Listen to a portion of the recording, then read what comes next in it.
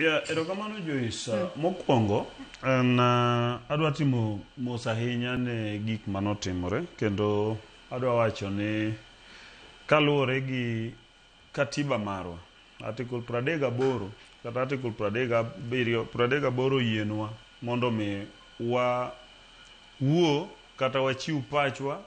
37 yienwa mondo wa associate, wa demonstrate kaka wanyalo.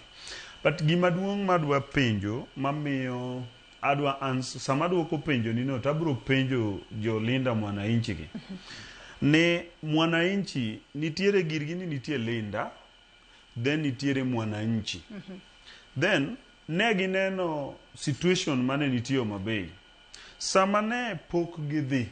Ng'eni gini endi ng'iyo before e sechego koro wang'iyo aftermath. Gik mage wacho gi endi en after. James Orengo nobedo gi limbe 2 Homa Bay. James Orengo ka nobiro Homa Bay mokwongo ni neno koyanyo governor ma Homa Bay. Governor ma anagone kura. Governor Gladys Wanga nyalo bedo ng'ama miyo. But gik manorengo wacho di nyayudo thuolo modigoe video no ne jok maluwo bang'e gi. Mondi penje ni de min gi kata chiege kata nyamin gi emiwacho gik makamago kuome gi ng'ato ewi microphone kama jok momiye luor nitie. Gladys en namba 1 en chiwa. Kidhi karachuonjwa en marwa. Kidhi kuonde mopogore ka en nyamin ji. Kidhi kamoro amora kiwe bedo ne governor. Orengo nobiro Homa Bay mo o explain nwa kaka Gladys oparo en owuon.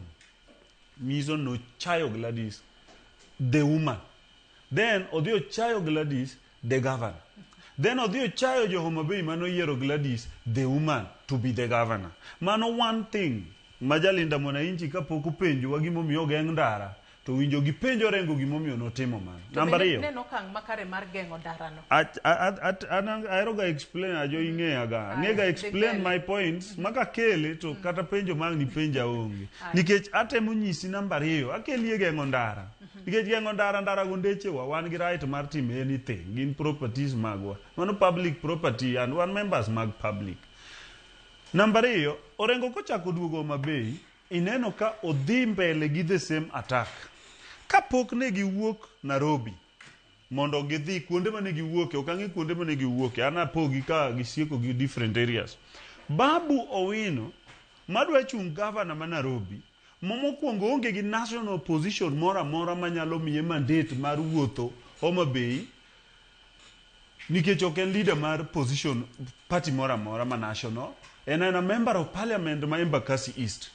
Owuok to kapok owuok to declare kendo nuneno kowacho ka ni odhi gidhi colonize Homa Bay. To colonize king'iyo kizungu mar colonizing tiende niya udhi kawo jomoko uketo mwasi maru. Ni koro Babu Owino to gi team mar linda mwananchi motelnegi gi Edwin Sifuna gi James Orengo declare kapok giwuok gibiro ni wadhi colonize Homa Bay. To kendo giwacho zaidi niya gidhi nyiso Homa Bay gik matimore ma jo Homa Bay go ok ong'eyo. Yet wan ema wan Homa Bay kanyo. Mano was the second point madwa ni mondo jalinda mwananchi understand. Then wadhi ni jolinda mwananchi ne gidhi Homa Bay, ne gidhi wuoyo gi jopiny. Mane gima giwacho. Jopiny mane gidhi wuoyo gogo eminene ndara gi. Jok mineno giwacho noloro ndara go mago jopiny. Joma gineno nyisa Governor Gladys Wanga e picha kanyo koloro ndara. Nyisa Peter Kaluma kanyo koloro ndara. Abe CM kanyo kaloro ndara. CM na MCA mora moloro ndara kanyo. The people mane gidhi wuoyo goge emano winjo gi kaka gibiro.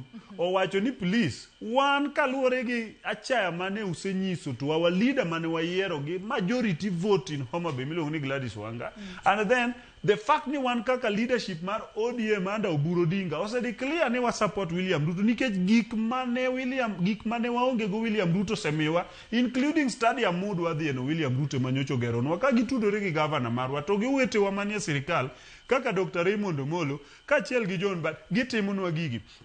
Then idwa biro Homa Bay ka kise declare nwa ni William Ruto ni okidwar ni dwa biro go one term.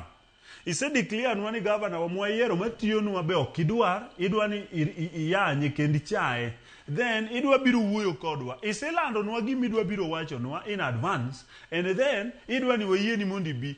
Ok inyal donjo kamoro wadwa, and adwa wacho ni maendi, kawuono awacho ni adwa bedo very candid and sober. Ok inyal dhi e pango ni idwa dhi e dala ng'ato. Kisepango ni dhi e dala ng'ato, then ipango ni idwa pange e dala ne, then kendi biro. And adwa wacho ni, king'iyo the level mar preparedness. Ng'ada matin mondo Ondiek mondo kapok waroko kata mheshimiwa orere twak. Iwacho kanyo ni joma ne nitiere ndarago ne gin jo Homa Bay. Gine mane giwuok oko ka koro gidwar ni jolinda mwananchi mar mondo mi obi kendo nwanno kaka gindino ndara. Iwacho kanyo ni ndarago gin ndara mag jo Homa Bay. Gine mag jo piny.